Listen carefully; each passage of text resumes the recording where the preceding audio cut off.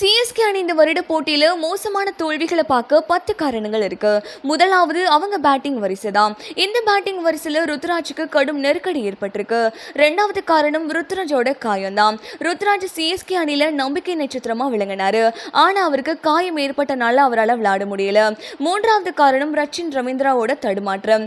நான்காவது காரணம் நன்றா விளையாடக்கூடிய ராகுல் திரிபாதி மோசமான ஆட்டத்தை வெளிப்படுத்தினாரு. அஞ்சாவது காரணம் தீபக் தான். இவர் T20 அணியில நல்ல விளையாடுவாரு அப்படின்னு சொல்லி எதிர்பார்க்கப்பட்டுச்சு. ஆனா அந்த எதிர்பார்ப்பை தீபக் சுக்குநூறா மாத்திட்டாரு. ஆறாவது காரணம் அஸ்வினோட பந்து வீச்சு. அவரோட ஓவர்கள்ல அதிக ரன்களை விட்டு கொடுத்துட்டாரு. ஏழாவது காரணம் பதிரானா தான். இவருக்கு அடிக்கடி காயம் ஏற்பட்டனால் இவரால் சரியா விளையாட முடியல.